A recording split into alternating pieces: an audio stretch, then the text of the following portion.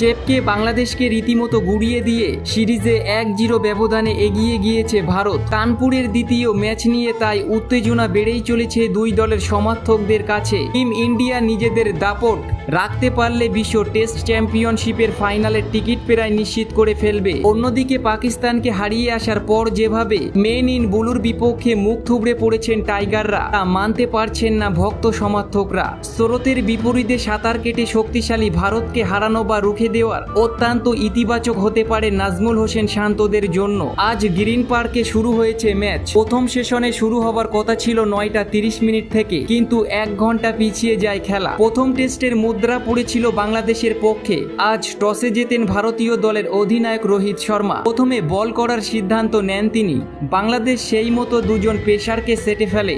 একাদশে সুযোগ দিয়েছেন অভিজ্ঞ তাইজুল ইসলামকে, কিন্তু ভারত আস্থা রেখেছেন 3 পেসারের উপর। জসপ্রীত বুমরা, মোহাম্মদ সিরাজের পাশাপাশি এই ম্যাচেও মাঠে নেমেছেন বাংলার আকাশদ্বীপ। প্রথম স্পেশালে নিয়মিত উইকেট তোলেন জসপ্রীত বুমরা। কাজটা সহজ করে দেন বাকি বোলারদের জন্য। বুমরার বল আজ দেখে শুনে খেলছিল দুই ওপেনার জাকির হাসান ও সাদমান ইসলাম। আগের টেস্টের মতো আজও প্রথম সেশনে উইকেট তুলে নেন বাংলার আকাশদ্বীপ। যশস্বীর দুর্দান্ত ক্যাচে ফেরেন জাকির। 24 বলে 0 রান করেন তিনি, আর 36 বলে 24 রান করে ফেরেন সাদমান ইসলাম। বল তার প্যাডে লেগেছিল, প্রথম আউট দেননি আম্পায়ার। রিভিউ নিয়ে সাফল্য নিয়েছেন আকাশদ্বীপ। বিরতির আগে 26 ওভারে 2 উইকেট হারিয়ে 72 রান তুলতে সক্ষম হয়েছিল বাংলাদেশ।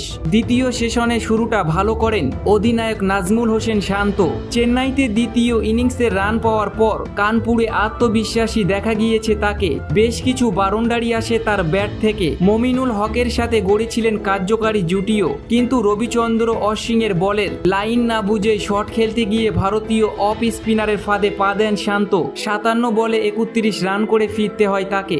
দ্বিতীয় উইকেট হারানোর পর মমিনুল হক ও মুশফিকুর রহিম দলের হাল ধরেন। দীর্ঘ সময় রানের মধ্যে নেই প্রাক্তন অধিনায়ক মমিনুল। আজ কঠিন পরিস্থিতিতে ঢাল হয়ে দাঁড়ান তিনি। বুমরা, সিরাজ, আকাশদ্বীপ, অশ্বিনদের সামলে অপরাজিত রইলেন 81 বলে 40 রানে। অপর প্রান্তে 13 বলে 6 রান করে ক্রিজে রয়েছেন মুশফিকুর রহিম। বিকাল 4:30 অবধি ম্যাচ হওয়ার কথা ছিল কানপুরে, কিন্তু বৃষ্টির কারণে বেলা 2:30টার সময় মাঠ ছাড়তে হয় ক্রিকেটারদের। কিছুক্ষণ অপেক্ষা করেন আম্পায়াররা। শেষমেশ 3টে নাগাদ প্রথম দিনের খেলা শেষ বলে ঘোষণা করা হয়। আপাতত 3 উইকেট হারিয়ে স্কোরবোর্ডে 107 রান।